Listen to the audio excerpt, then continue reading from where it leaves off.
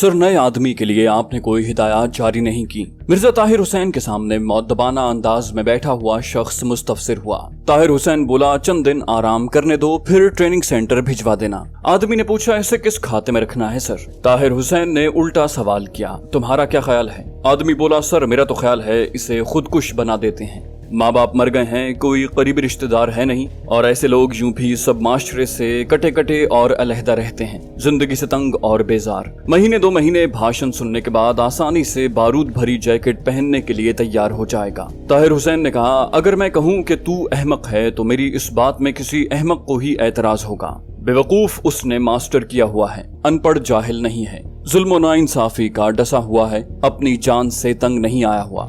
वो अपने वालिदैन के कत्ल का बदला लेना चाहता है, बहन की बेइज्जती का इंतकाम लेना चाहता है और इसी मकसद के लिए हवालात से फरार हुआ है। इसे तुम खुदकुश बनाओगे तो लानत हो तुम पर। आदमी बोला, सॉरी सर, मैंने तो अपना ख्याल जाहिर किया था। ताहिर हुसैन बोला, मेरा दिल तुम्हें भेजने वालों की अक्ल पर मातम करने को चाह रहा है, जाने क्या सोचकर उन्होंने तेरी तकर्री की है। आदमी बोला, मुझे सीखने के लिए आपके चरणों में भेजा गया है सर। ताहिर हुसैन ने कहा, सीखने के लिए? और 6 माह में तूने यही सीखा है कि माशरती नाहमवारी के शिकार M.Com नौजवान को खुदकुश बना दो। बेवकूफ ऐसे लोग हमारे लिए हीरा होते हैं, हीरा ना तराशीदा हीरा।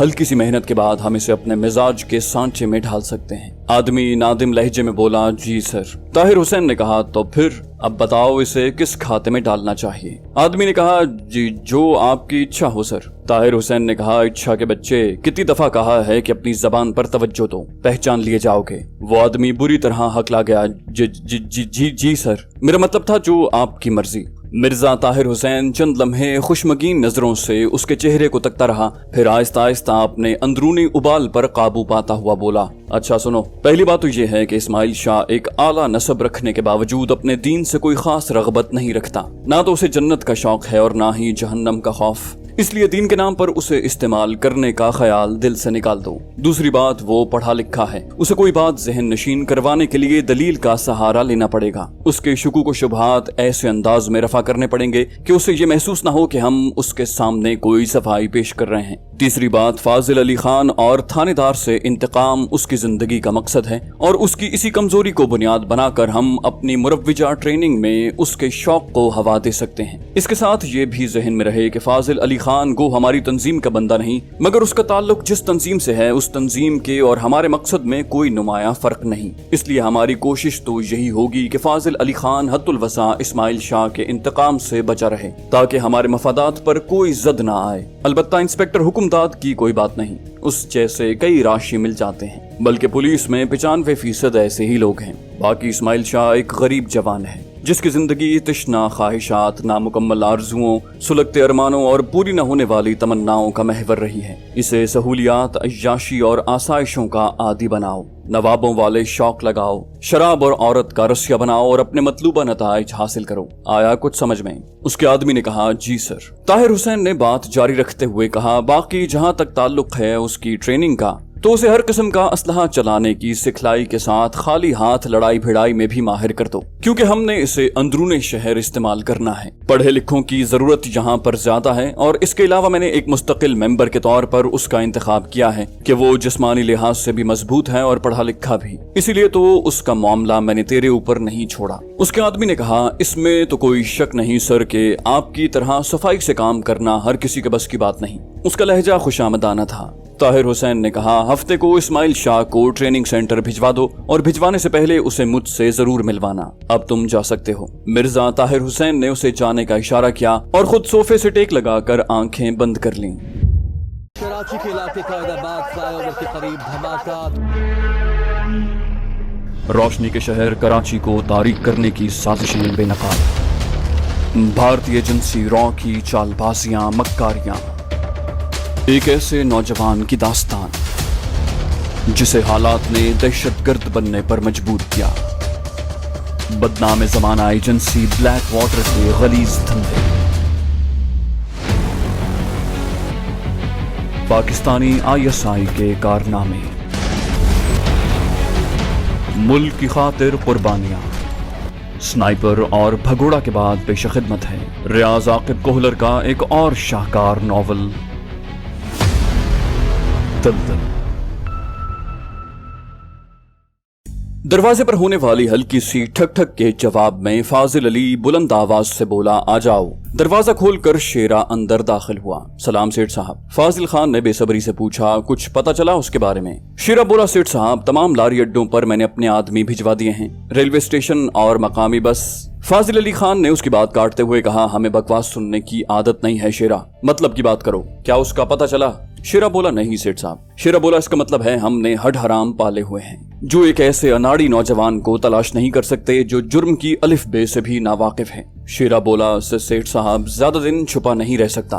फाजिल अली का खराब मूड देखकर शेरे का रंग पीला पड़ गया था। फाजिल अली खान बोला, शेरे हमें इस जवान से कोई खौफ नहीं, अगर वो बिल्कुल न मिले तब भी हमारा कुछ नहीं बिगड़ेगा, लेकिन तुम लोगों की सलाहियतों को देखकर हम परेशान हो गए हैं। ये है तुम्हारी कारकर्दगी, आइंदा हम तुमसे क्या उम्मीद रखें? शेरा बोला, सेठ साहब जहाँ तक मेरा अंदाजा है वो अभी तक इस शहर से नहीं निकल सका और अंदरूने शहर किसी जगह रूपोश है, लेकिन कब तक छुपा रहेगा? जिस दिन भी बाहर निकला कुत्ते की मौत मारा जाएगा। फाजिल अली खान बोला, उसके जानने वाले तो होंगे, उनके घरों को खंगाल लेना था। शेरा बोला, उसके जानने वाले तो बस उसके पड़ोसी वगैरह थे और उसके मोहल्ले में मैंने 2 बंदे भिजवाए थे, दोनों नाकाम वापस आए हैं। अलबत्ता उसका एक दोस्त था जिसके साथ वो स्टील मिल में काम पे जाता था, उस पर नजर रखने के लिए एक पक्का बंदा तैनात कर दिया है। फाजिल खान बोला, नजर रखने को छोड़ो जनाब, उसे उठा कर ले आओ, ये जासूसी वगैरह एजेंसियों के साथ भली लगती है, हम सीधे साधे बंदे हैं, इस अटकल पिच्चू में नहीं पड़ना चाहते। शेरा बोला, ठीक है सेठ साहब, उसे आज ही उठवा लेता हूँ। फाजिल बोला, और तुझे थानेदार के बारे में कहा था ना, पता करना है कहीं कैदी को फरार करवाने में उसकी मिली भगत तो नहीं थी। शेरा बोला, इस बारे में मैंने मालूम कर लिया था सेठ साहब, उसे भगाने में थानेदार का हाथ नहीं है। अलबत्ता जिस दिन वो भागा उस दिन और उससे एक दिन पहले कोई सलीमुल हसन नामी शख्स उससे मिलने आया था और थानेदार ने दोनों दफा सलीमुल हसन को कैदी से मिलने की इजाजत दे दी थी। फाजिल अली खान जहन पर जोर देता हुआ बोला, सलीमुल हसन, क्या तुम इस नाम के किसी बंदे से वाकिफ हो? शेरे ने इनकार में सर हिलाया, नहीं जनाब। फाजिल ने पूछा, उसका हुलिया कैसा था? शेरा बोला, जेंटलमैन टाइप बंदा था, लिबास से भी खाते पीते घराने का लगता था, अलबत्ता उसके हुलिये में कोई ऐसी इनफरादियत नहीं थी जिससे उसकी पहचान आसानी से हो सके। आंखों पर ऐनक लगाता है और ये भी कोई मुनफरिद चीज नहीं है, आजकल तो लोगों ने यूं भी ऐनक को फैशन के तौर पर अपनाया हुआ है। फाजिल बोला, ये मालूमात तुम्हें किससे मिली? शेरे ने कहा, मंजूर हुसैन से, वो हमारा पक्का आदमी है। फाजिल अली खान ने कहा, थानेदार के बारे में क्या ख्याल है, क्या वो सलीमुल हसन नामी शख्स से वाकिफ है? शेरे का जवाब नफी में था, बोला, नहीं सेठ साहब, वो खुद दरपर्दा उस सलीमुल हसन की तलाश में है। फाजिल बोला, ठीक है तुम जाओ और उसके साथी को जरा अपने अंदाज में मिल लो, शायद वो उसके बारे में कोई इल्म रखता हो। शेरे ने पूछा, उसे आपसे मिलाने के लिए लाना है? फाजिल बोला, नहीं, हम इतने फारिग नहीं हैं कि हर ऐरे गैरे से मिलते रहें, तुम खुद किस मर्ज की दवा हो, पकड़ो उसे, पूछो, अगर नहीं बताता तो फेंटी लगाओ, वैसे भी कभी कभार एक आध बंदे को फेंटी लगा दिया करो, इस तरह एक तो रोब बना रहता है, दूसरा लोगों को हमारी पहचान हो जाती है, वरना तो लोग हमसे डरना छोड़ देंगे। शेरे ने खुशी से दांत निकालते हुए कहा, ठीक है सेठ साहब, मजलूमों और कमजोरों को सताना, उन पर रोब झाड़ना यूं भी उसका दिल पसंद मशगला था और अब तो सोने पर सुहागा, उसे मालिक की तरफ से इस काम का हुक्म मिल गया था। फाजिल खान बोला, और हाँ, बेबी के साथ मजीद 2 गार्ड्स का इजाफा कर दो, पहले 2 मुहाफिज थे ना उसके साथ? शेरा बोला, जी जनाब। फाजिल ने कहा, तो अब 4 मुहाफिज उसे कॉलेज छोड़ने जाया करें। शेरे ने पूछा, अमान बख्श और सांवल के साथ और किसको छोटी बीबी की खिदमत पर मामूर करना है? फाजिल अली खान बोला, अनवर और सच्चल को कर दो। शेरे ने कहा, और कोई हुक्म सेठ साहब? फाजिल बोला, नहीं, बस इस्माइल शाह के दोस्त से पुछगिछ करके हमें इत्तला दो। शेरा जी सेठ साहब कहते हुए वहां से निकल गया। पुराने कपड़े, फटे हुए जूते और उसरत ज़दा चेहरे लिए सब्जी का ठेला धकेलता जवान हुलिये से सब्जी बेचने से ज्यादा भीख मांगने वाला दिखाई दे रहा था। इस तासुर में बड़ा हाथ उसके कपड़ों के बोसीदापन से ज्यादा मैलेपन का था। अलबत्ता ठेले में रखी हुई सब्जियां खूब ताजा थीं। आहिस्ता कदमों से ठेला धकेलते उसकी बेचैन नजर चारों तरफ सरगर्दां थी। देखने वालों को ये नजरें बज़ाहिर किसी मुमकिना गाहक की तलाश में सरगर्दां लगती, लेकिन कोई क़याफ़ा शनास आसानी से ये बता सकता था कि इन नजरों के बारे देखने वालों का ये गुमान गलत था और इसकी बड़ी वजह गाहकों के साथ उसका बेजार रवैया था। एक दरख्त के साए में ठेला रोककर वो सस्ताने के लिए बैठ गया, मगर उसकी बेचैन नजरें उसी तरह सरगर्दा नहीं। गोस रोड पर लोगों की आमद और रफ्त जारी थी, मगर सब्जी बेचने के लिए वो रोड बिल्कुल नामौजूद था। इस रोड पर मुख्तलिफ किस्म के सरकारी और गैर सरकारी दफातर बिखरे हुए थे और दरख्त जिसके नीचे उसने अपना ठेला रोका था बिल्कुल एक सरकारी इमारत के सामने था। दरमियान में सिर्फ सड़क की रुकावट थी। दरख्त के नीचे उसका कयाम काफी तवील रहा। इस असना में चंद आदमियों ने उससे सब्जी भी खरीदी और इस खरीदारी की वजह उस पर तरस खाने से ज्यादा सब्जियों का ताजापन था। सरकारी इमारत का चौकीदार बजा तौर पर उसके ठहरने पर एतराज कर सकता था, मगर एक गरीब सूरत ठेले वाले को वो कोई अहमियत देने के लिए तैयार नहीं था। उस वक्त एक बड़े मियाँ उससे मोल तोल में मसरूफ थे कि अचानक सब्जी वाले की नजर सरकारी इमारत से निकलने वाले एक शख्स पर पड़ी और वो जान छुड़ाने के अंदाज में बोला, ठीक है बुजुर्गो, जो मुनासिब समझो दे दो। बड़े मियाँ ने सुर्रत से चंद छोटे नोट गिनकर उसकी जानिब बढ़ाए जो उसने गिने बगैर जेब में डाले और ठेले को उस तरफ धकेल कर ले जाने लगा जिस तरफ सरकारी इमारत से निकलने वाला शख्स जा रहा था। इस मर्तबा उसके कदमों में पहले वाली आहिस्तगी मफकूद थी। सरकारी इमारत से 200-250 गज के फासले पर एक छोटा सा होटल बना हुआ था जहां अतराफ में मौजूद दफातर वाले टी ब्रेक और दोपहर के खाने के लिए जमा रहते थे। वो क्लर्क भी उसी होटल में जाके बैठ गया। सब्जी वाले ने अपना ठेला एक जानिब खड़ा किया और सब्जी ढांपे बगैर होटल में घुस गया। वो कोई आला तबके का होटल तो था नहीं, इसलिए उसके हुलिये पर किसी ने तवज्जो न दी। तायराना निगाह हॉल में दौड़ाकर उसके कदम कोने में रखी उस टेबल की तरफ बढ़ने लगे जिसके साथ वाली टेबल पर उसका मतलूबा आदमी एक मौजज़ नजर आने वाले शख्स के साथ बैठा हुआ था। कुर्सी संभाल कर उसने होटल के बैरे की जानिब हाथ लहराया जो एक नौउम्र लड़का था। जी बाबूजी। होटल में चूंकि कसरत से क्लर्क हाजिर रहते थे, इस वजह से बैरे की जबान से भी हर एक के लिए बाबू का लफ्ज निकलता था। मेन्यू पूछे बगैर उसने ऑर्डर दिया, कुछ खाने को ले आओ। बैरा पूछने पर मुसिर हुआ, क्या लाऊं? उसने जान छुड़ाई, गोश्त ले आओ। उसकी सारी तवज्जो साथ वाली मेज पर बैठे आदमियों की गुफ्तगू सुनने पर थी। बैरे ने वहीं से चिल्लाकर उसका ऑर्डर दिया, उस्ताद एक गोश्त लगा, और दूसरी मेज पर बैठने वाले नए गाहक की तरफ बढ़ गया। उसकी समातों में सरकारी ऑफिस से निकलने वाले शख्स की मध्यम आवाज गूंजी जो यकीनन क्लर्क था। नहीं जी, ये रकम तो बहुत कम है। जवाबन दूसरा बंदा कुछ बोला, मगर एक तो वो उससे थोड़ी दूर बैठा था और दूसरा होटल में गूंजने वाली बातों की आवाज की वजह से वो उसकी बात सुनने में कामयाब न हो सका। वो दोबारा क्लर्क की आवाज ही सुन पाया। ठीक है, आप उससे डील कर लें। सब्जी वाले ने जेब से एक पुराना सा मोबाइल निकाला और मैसेज लिखने लगा, मगर उसका अंदाज ऐसा था कि दूर से देखने वाले को वो नंबर डायल करता हुआ लगता। 10 मिनट में 0.5 पर पहुंचो। मुख्तसर सा SMS लिखकर उसने सेंड कर दिया और मोबाइल जेब में डालकर उसकी तवज्जो दोबारा अपने मतलूबा अफराद की गुफ्तगू की तरफ हो गई। उसी वक्त बैरे ने उसके सामने खाना लाकर रख दिया। खाने के दौरान भी वो क्लर्क और उसके सामने बैठे उधेड़ उम्र के मौजज़ शख्स की बातों की तरफ मुतवज्जे रहा। उसके खाना खत्म करने तक वो अपनी गुफ्तगू से किसी नतीजे पर पहुंच चुके थे। इस मर्तबा मौजज़ शख्स दानिस्ता कुछ जोर से बोला था, तो फिर परसों कन्फर्म हो गया। ये सब्जी वाले ने आसानी से सुन लिया। कन्फर्म नहीं, अलबत्ता कोशिश करूंगा। उस मौजज़ नजर आने वाले शख्स ने दोबारा कुछ कहा जो उसे सुनाई तो न दिया, अलबत्ता इस दफा क्लर्क का जवाब असबात में था। उसने कहा, हाँ ये ठीक है। इसके बाद खाने के इख्तिताम तक उनके दरमियान खामोशी छाई रही। सब्जी वाले ने उनसे पहले खाना खा लिया था, मगर मजीद कुछ सुनगुन लेने की लालच में वो अपनी सीट पर टिका रहा। और फिर जैसे ही वो दोनों खा पी कर उठने लगे, सब्जी वाला भी जल्दी से काउंटर की तरफ बढ़ गया। बिल अदा करके जब वो बाहर निकला तो ठेले के साथ एक मोटरसाइकिल सवार उसके इंतजार में खड़ा था। वो सब्जी खरीदने का ख्वाहिशमंद नजर आ रहा था। उसके नजदीक पहुंचते ही उसने पूछा, टमाटर कैसे किलो हैं भाई? जवाबन वो आहिस्तगी से बोला, सफेद कॉटन के कपड़ों में हैं, सर पर सिंधी टोपी रखी हुई है। मोटरसाइकिल सवार ने कहा, 50 रुपए किलो? दिमाग तो ठीक है। इसकी जगह देखकर बैठक में पहुंचो, वहां निगरानी के लिए इमरान को मुकर्रर कर देना। सब्जी वाला इस अंदाज में बोला कि दूर से देखने वाले को वो सब्जी का रेट बताता हुआ लग रहा था। 20 रुपए से 1 रुपया ज्यादा नहीं दूंगा। मोटरसाइकिल सवार के अंदाज से यूं दिखाई दे रहा था जैसे वो सब्जी वाले पर सख्त खफा हो। सब्जी वाला बोला, वो सुर्ख गाड़ी में बैठ रहा है। मोटरसाइकिल सवार बोला, अपने पास रखो अपने आला नस्ल के टमाटर। टमाटर न हुए घोड़े हो गए। और फिर सुर्ख गाड़ी के रवाना होते ही उसने मोटरसाइकिल को किक लगाई और कार के पीछे रवाना हो गया, जबकि ठेले वाला आहिस्ता रवी से सरकारी दफ्तर की इमारत से मुखालिफ समत में चल पड़ा। उसका काम खत्म हो चुका था।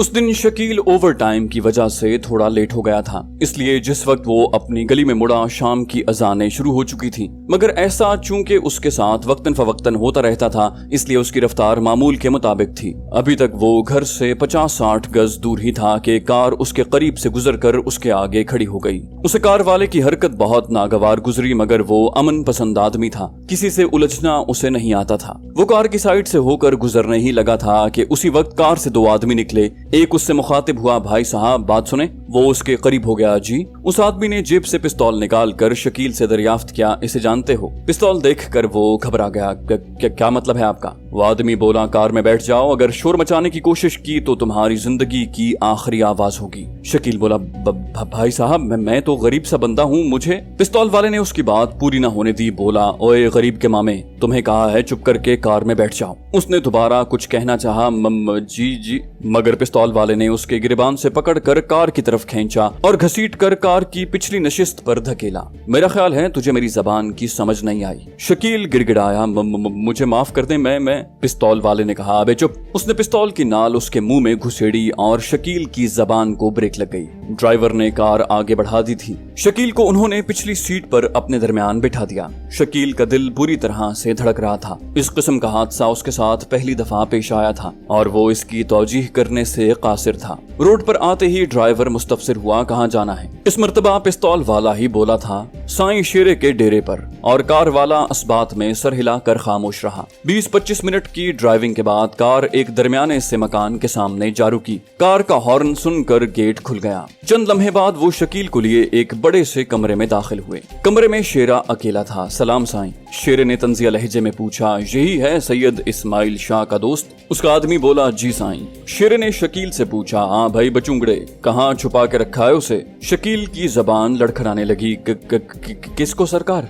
पिस्तौल वाले ने उसे कूल्हों पर लात रसीद की, अपनी बहन के खसम को। शकील उछलकर शेरे के कदमों में जा गिरा। शेरा बोला, सच्चल मियाँ आराम से, देखो गरीब नीचे गिर गया है। सच्चल बोला, ये बड़ा घुन्ना है साईं जी, ऐसे लोग लातों के भूत होते हैं, बातें इनके सर से गुजर जाती हैं। शकील खड़ा हो गया, बोला, खुदा कसम सरकार मुझे नहीं पता आप किसके मुतालिक पूछ रहे हैं। खौफ से उसकी टांगें कांपने लग गई थीं। शेर खान ने वजाहत की, इस्माइल शाह कहाँ है? इस्माइल शाह जानते हो उसे? शकील बोला, जी सरकार जानता हूँ, वो हवालात में है। शकील के लहजे में मौजूद सच्चाई शेर खान से मख्फी न रह सकी, मगर फाजिल खान की हिदायत के मुताबिक उसने शकील की पिटाई करवाना मुनासिब समझा। सच्चल ये क्या कह रहा है? सच्चल ने पिस्तौल जेब में डाला, बोला, साईं ये अपनी धुलाई करवाने के चक्कर में है और वो मैं कर देता हूँ। और वो शकील की तरफ बढ़ा। शकील उसके खतरनाक तेवर देखते हुए बेसाख्ता शेर खान के कदमों में गिर गया। रब दी सौं सरकार, मुझे इस्माइल शाह के बारे में कुछ नहीं मालूम। जिस वक्त वो गिरफ्तार हुआ था उसके बाद मैं सिर्फ एक दफा उससे मिला हूँ, पर जिस वक्त पता चला उस पर सेठ फाजिल अली खान साहब का अताब नाजिल हुआ है, उसके बाद मैं उसका हाल अहवाल पूछने के लिए भी नहीं गया।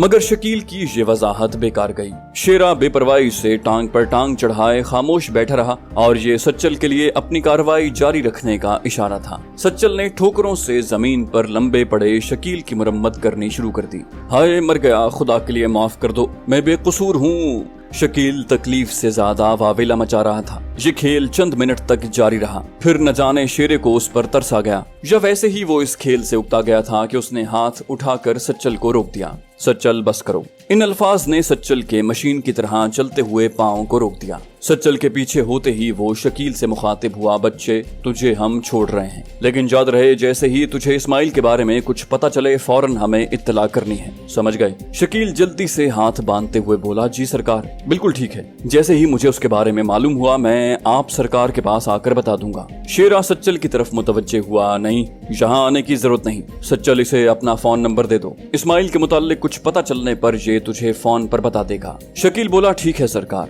जैसे ही उसके मुताल्लिक कुछ मालूम हुआ मैं आपको मुत्तला कर दूंगा। सच्चल से पहले शकील बोल उठा और उसकी ताबेदारी देखते हुए शेरे के लबों पर मुस्कुराहट रिंग गई। अगले चंद मिनट में शकील सच्चल का फोन नंबर लिए उस इमारत से बाहर आ चुका था। घर की तरफ जाते हुए उसके दिल से अपनी माँ के लिए दुआएं निकल रही थीं। अगर वो उसकी नसीहत पर अमल न करता तो जाने आज उसका क्या हशर होता।